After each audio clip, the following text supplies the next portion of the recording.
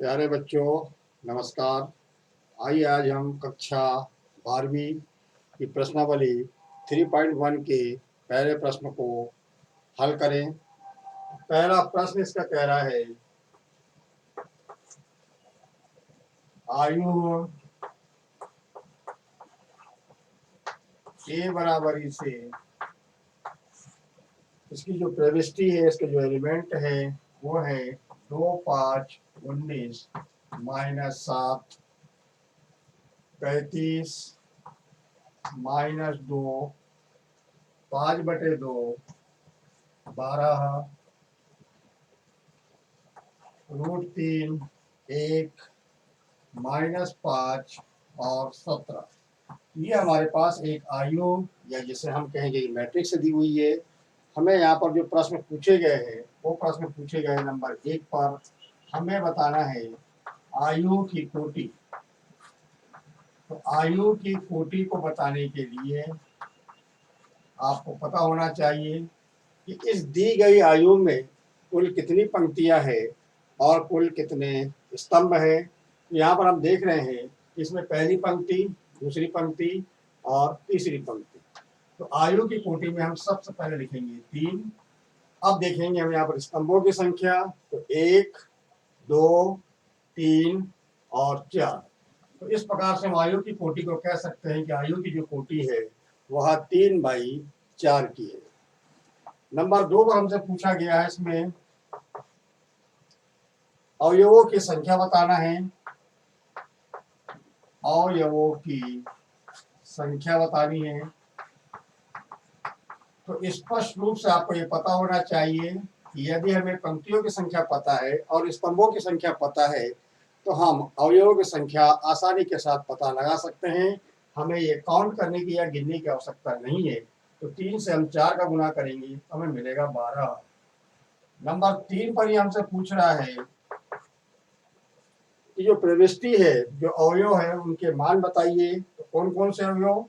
A13 के बारे में ये पूछ रहा है, A21 के बारे में पूछ रहा है,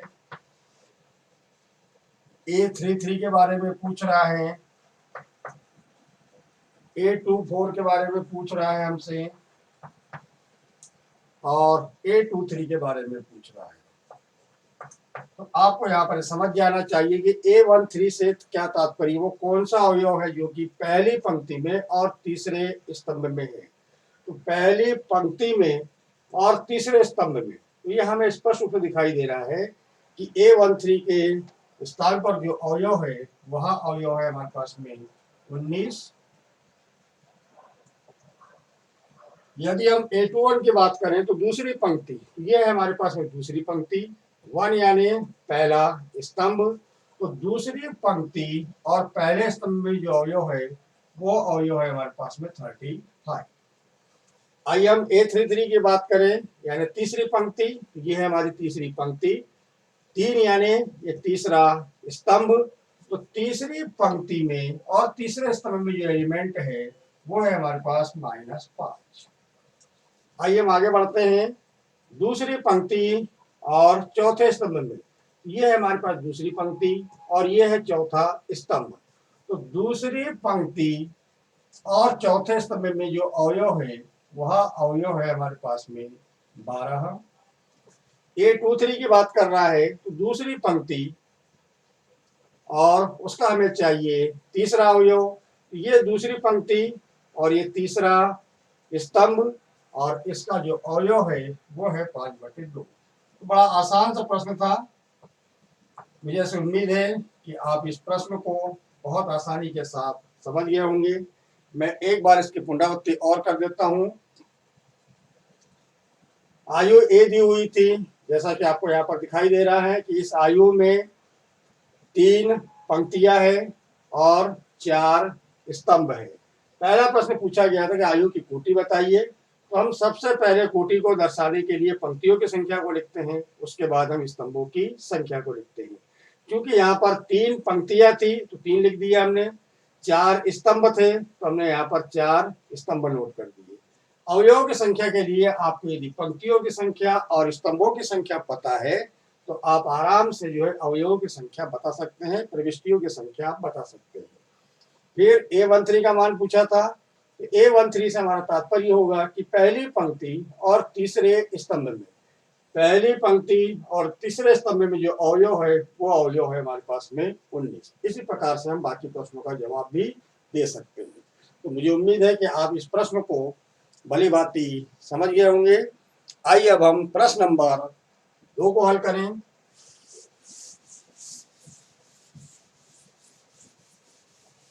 तो प्रश्न नंबर 2 कह रहा है हमसे, ये भी बड़ा आसान सा प्रश्न है। यदि किसी आयु में 24 अवयव है, 24 अवयव है, तो इसकी संभव कोटियां क्या है? तो इसकी संभव कोटियां क्या है? और इसी के अलावा पूछ रहा है इसमें, यहाँ पर हमसे एक प्रश्न और पूछ रहा है, यदि इसमें यानी आयु में 13 अवयव है, 13 अवयव है, तो कोटियां क्या होगी? कोटियां क्या होगी?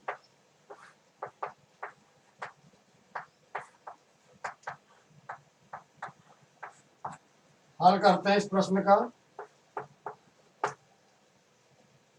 अभी हमारे पास यहाँ पर आयु में कुल एलिमेंट की संख्या दी हुई है। तो कुल एलिमेंट की संख्या हमारे पास में 24 है, और मैंने जैसा आपको बताया था कि 24 आया कहाँ से? तो ये आया है हमारे पास में पंक्तियों और स्तंभों की संख्या का यदि हम गुना कर दें तो हमें यहाँ पर 24 मिल जाएगा। अब हमें यहाँ पर m और n के वे संभावित मान ढूंढना है जिसका हम गुना करेंगे तो हमें 24 मिल जाएगा।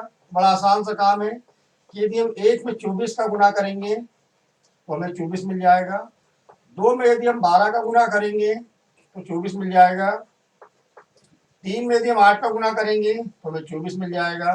4 में हम 6 का गुना करेंगे तो हमें 24 मिल जाएगा। 5 आने का प्रश्न ही नहीं उठता। 6 हमारे पास आएगा इसके बाद, क्योंकि 6 आ चुका है, इसलिए हमें अब मेहनत यहाँ पर करने की आवश्यकता नहीं है। इन्हें हम यहाँ पर क्रम बदल के लिख देंगे। तो 24 गुना 1, इसे हम लिखेंगे 12 गुना 2, इसे हम लिखेंगे 8 गुना 3, और इसे हम लिखेंगे 6 गुना 4। तो इस प्रकार से आपने यहाँ पर देखा, यदि किसी आयु में 24 अवयव है तो इसकी संभव कोटियां क्या है? तो 1 by 24, 2 by 12, 3 by 8, 4 by 6, 24 by 1, 12 by 2, 8 by 3 और 6 बाई 4। इनका अर्थ आपको पता होना चाहिए। उदाहरण के लिए मैं 6 बाई 4 की बात करूं तो 6 बाई 4 से हमारा आशा है यहाँ पर कि इसमें 6 पंक्तियां होगी और 4 इसमें स्तंभ होंगे। दूसरा प्रश्न पूछा गया है कि यदि इसमें 13 अवयव है तो m गुना n का मान 13 है। तो चूंकि यहाँ पर अवयवों की संख्या अभाज्य संख्या है, इसलिए संभव कोटियां केवल 2 होगी, ये अपने को याद रखना है। तो हम यहाँ पर लिख सकते हैं 1 गुना 13 और 13 गुना 1। इसके अलावा और भी संभव कोटियां यहाँ पर हमें नहीं मिलेगी, क्योंकि 13 जो है अभाज्य संख्या है। अभाज्य संख्या की पहचान क्या होती है कि वह संख्या जो स्वयं से और 1 से विभाजित होती है उस संख्या को हम अभाज्य संख्या कहते हैं। ये प्रश्न नंबर 2 को भी आप समझ गए होंगे। इसके बाद प्रश्न नंबर 3 को मैं पढ़ करके बता रहा हूं कि यदि किसी आयु में 18 अवयव है तो इसकी संभव कोटियां क्या है? यदि इसमें 5 अवयव है तो इसकी संभव कोटियां क्या है? तो इस प्रश्न को आप स्वयं से हल करने का प्रयास करें। प्रश्न नंबर 2 की भांति ही प्रश्न नंबर 3 को आपको हल करना है। मैं एक बार प्रश्न को और रीड करके बता देता हूं। यदि किसी आयु में 24 अवयव है तो इसकी संभव यदि किसी आयु में 18 अवयव है तो इसकी संभव कोटियां क्या है? यदि इसमें 5 अवयव हो तो क्या होगा? संभव कोटियां क्या होगी? तो प्रश्न नंबर 2 की भांति प्रश्न नंबर 3 को आप स्वयं हल करने का प्रयास करें। आइए अब हम चलते हैं प्रश्न नंबर 4 पे। बड़ा आसान सा प्रश्न है, केवल हमें प्रश्न की भाषा को समझना है कि प्रश्न हमसे क्या चाह रहा है। तो आइए हम प्रश्न नंबर 4 की बात करें। प्रश्न नंबर 4 कह रहा है एक 2x2 आयु ए बराबरी से AIJ की रचना कीजिए,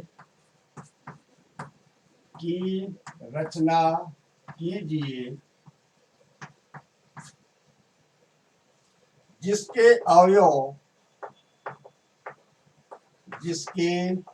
अवयव या प्रविष्टि जिसे हम कहते हैं निम्नलिखित प्रकार से प्रदत्त है।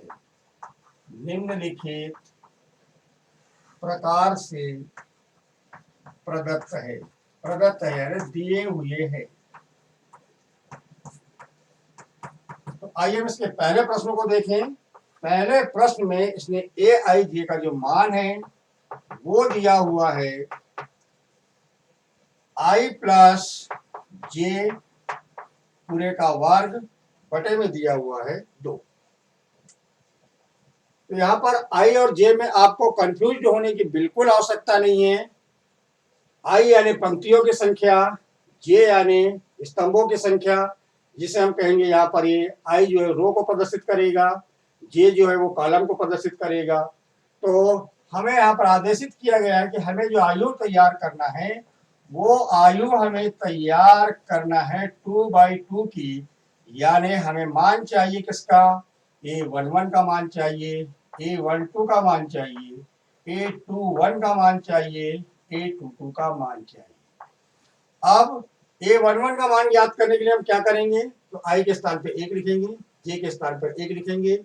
यहाँ यदि लिखा है अपन ने तो यहाँ पर भी हम लिखेंगे। तो ये आपका रफ वर्क भी हो सकता है यदि आपसे सीधे नहीं बन रहा है तो आइए हम रफ में इसको चल लेते हुए चलें।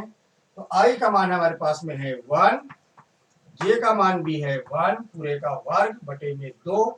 इसको हम सरल करेंगे तो 1 और 1 2, ये हो जाएगा 2 का वर्ग यानी 4 बटे में डालेंगे 2, ये हो जाएगा 2 दूनी 4। अब हमें A12 का मान ज्ञात करना है तो I का मान हम 1 भरेंगे, J का मान हम 2 भरेंगे। तो ये हो जाएगा 1 + 2 का स्क्वायर के बटे में 2। 2 और 1 3, 3 का वर्ग करेंगे तो 9, तो 9 के बटे में 2, तो 9 बटे 2 हो गया। A21 का मान ज्ञात करना है तो A21 का मान ज्ञात करने के लिए हम यहाँ पर I के स्थान पे 2 भरेंगे और J के स्थान पे 1 भरेंगे, पूरे का वर्ग करेंगे, बटे में डालेंगे हम 2, तो ये हो जाएगा 2 और 1 3, 3 का वर्ग किया तो हमें आ जाएगा 9 के बटे में 2।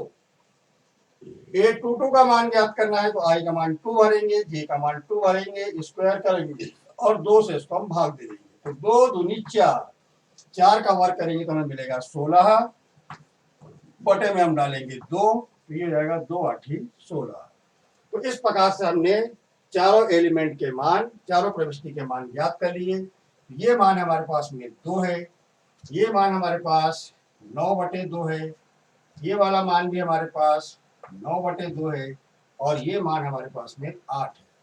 तो इस प्रकार से हमने दिए गए निर्देशों के अनुरूप 2x2 का एक आयु तैयार कर लिया। और अब इसके आगे के जो प्रश्न हैं वे प्रश्न भी बिल्कुल प्रश्न नंबर 4 से मिलते जुलते हैं। तो मेरी ये उम्मीद है, ये मैं आशा करता हूँ आपसे कि आप चौथे का प्रश्न नंबर 2 और प्रश्न नंबर 3 को स्वयं से हल करने का प्रयास करेंगे। आइए अब हम चलते हैं प्रश्न नंबर 5 पे।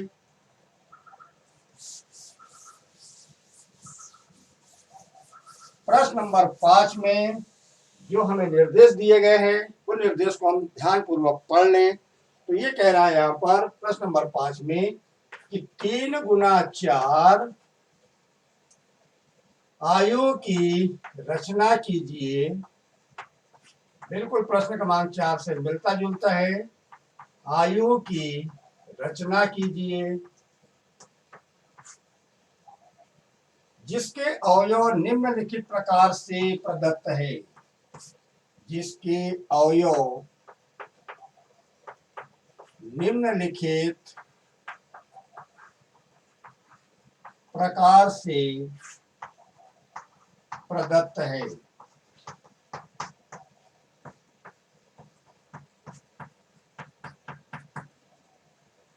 तो आइए अब इसका पहला प्रश्न देखें। दूसरे प्रश्नों को आप बहुत आसानी के साथ कर लेंगे। तो ए आई जे बराबरी से यहाँ लिखा हुआ है 1/2 मॉड, या जिसे हम कहेंगे निरपेक्ष मान, -3i प्लस जे। 3/4 का हमें आयु तैयार करना है। इसका अर्थ ये हुआ कि हमें कौन कौन से मान ज्ञात करना है। तो आपको ये पता होना चाहिए कि इसमें 3 तो पंक्तियां होगी, यानी मैं चलिए यहाँ पर लिख देता हूँ कि ए बराबरी से तो हम 3 पंक्ति बनाएंगे और 4 यहाँ पर हमारे स्तंभ बनेंगे। तो A11 का मान चाहिए, A12 का, A13 का, A14 का। फिर हमें मान चाहिए A21 का, A22 का, A23 का, A24 का, और A31 का मान चाहिए, A32 का मान चाहिए, A33 का मान चाहिए और A34 का मान चाहिए। क्योंकि हमें कहा गया है कि हमें जो आयु तैयार करना है उस आयु में 3 पंक्तियां और 4 स्तंभ होना चाहिए। तो 3 पंक्तियों के लिए आप देख रहे हैं कि ये हमारे पास में यहाँ पर ये 3 पंक्तियां है, 4 स्तंभ है। तो ये पहला स्तंभ, दूसरा स्तंभ, तीसरा स्तंभ और ये चौथा स्तंभ। तो मैं इस प्रश्न में कुछ मान आपको निकाल करके बता रहा हूं। शेष मान जो है आप स्वयं से निकालने का प्रयास करेंगे। हमें A11 का मान ज्ञात करना है और हमारे पास जो फार्मूला दिया हुआ है वो दिया हुआ है 1/2 मॉड -3। आई का मान हमारे पास 1 है तो यहाँ 1 लिखेंगे।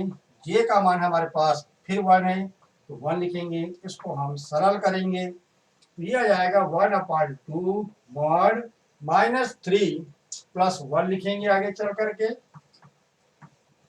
फिर इसे हम लिखेंगे 1/2 मॉड -2, और चूंकि यहाँ पर निरपेक्ष मान की बात कर रहा है इसलिए आप यहाँ पर मॉड -2 का जो मान है या -2 का जो निरपेक्ष मान है उसे आप नोट करेंगे। ये आपने यहाँ पर 2 नोट कर दिया और सरल करेंगे तो हमें मिल जाएगा 1। इसी प्रकार से आप A12 का मान ज्ञात करेंगे। क्रमशः आपको एक एक अवयव के मान ज्ञात करना है। तो 1/2 -3 गुना 1 प्लस 2, इसे भी हम सरल करेंगे तो 1/2 -3 से हमने 1 का गुना किया तो हमें मिला -3 प्लस आ जाएगा 2। 1/2 -3 प्लस 1 का मान -1 हो जाएगा और -1 का निरपेक्ष मान जो है वो 1 होता है। ये हमें यहाँ पर अवयव का जो मान मिला 1/2 मिला।